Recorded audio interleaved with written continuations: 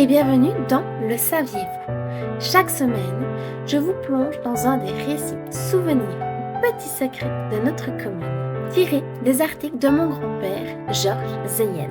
Aujourd'hui, nous partons à Montdizon, au tout début du XXe siècle, autour de 1906. Une histoire racontée par une figure bien connue du village, Madame Ambrard. C'est chez elle, au 17 rue de Mont, que mon grand-père a noté ce souvenir resté longtemps enfoui dans sa mémoire. Les rues d'autrefois. À cette époque, l'éclairage public était très rudimentaire.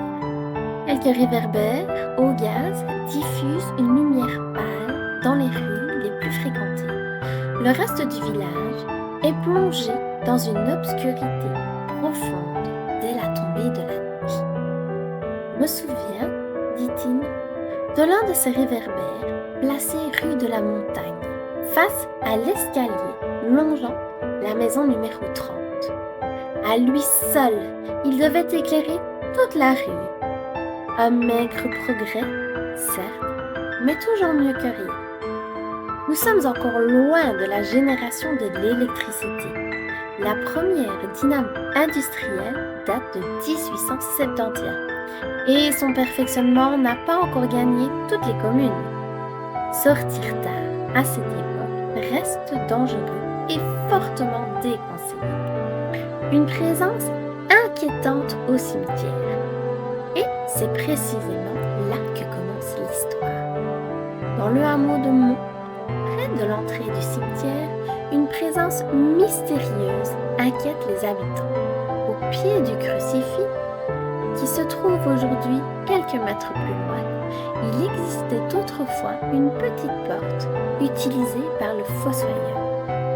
C'est près de cette porte que des villageois affirmaient apercevoir une silhouette immobile, inquiétante, assise dans la nuit. Les rumeurs s'emballaient. Fantômes, revenants, esprits maléfiques. À Mont comme ailleurs, l'inexpliqué nourrit l'imagination. Une dame du village résumait bien l'ambiance. Je ne crois pas aux fantômes, mais j'en ai peur. Beaucoup préféraient changer d'itinéraire, passer plus tôt ou rester chez eux. Un homme, un bâton et la vérité. Un soir, pourtant, un habitant peu impressionnable décide d'aller au-devant du danger. Mais d'un solide bâton, il s'approche du cimetière. Au loin, il distingue bien une forme humaine, assise, immobile, aucun signe d'agressivité. Il s'avance donc prudemment, mais résolument. Arrivé à hauteur de la silhouette, il découvre simplement un homme, un villageois, tout ce qu'il y a de plus vivant. Il lui demande « Que fais-ce voilà ? Que fais-tu là ?» Et l'autre répond calmement « Je ravate mes feuillettes qui faudrait notre average. J'attends ma fille qui revient de sa journée de travail. Je n'aime pas qu'elle rentre seule dans l'obscurité. » L'homme ne se doutait pas un instant. Il effrayait tout le village. Une fois l'histoire expliquée, la rumeur cessa aussitôt. Chacun put repasser par là sans peur, à toute heure du jour ou de la nuit. Le mystère était levé.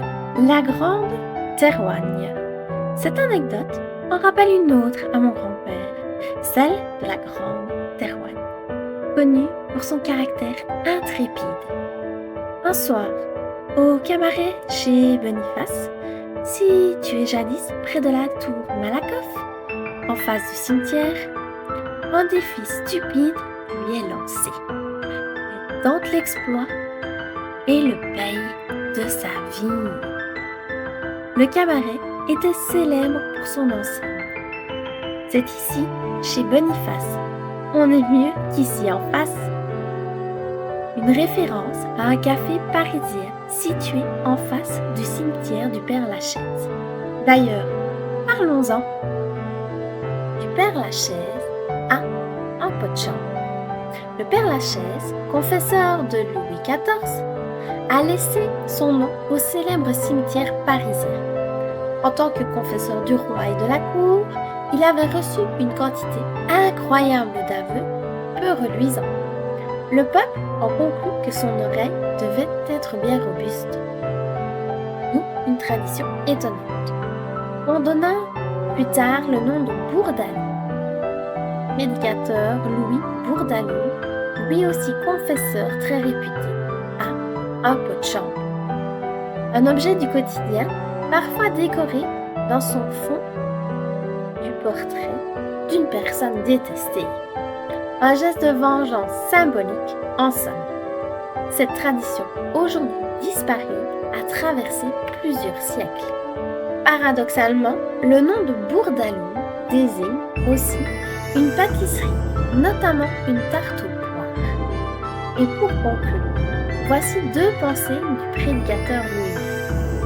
Il n'est rien de plus précieux que le temps, puisque c'est le prix de l'éternité. Et aimons la vérité qui nous reprend et défions celle qui nous flatte.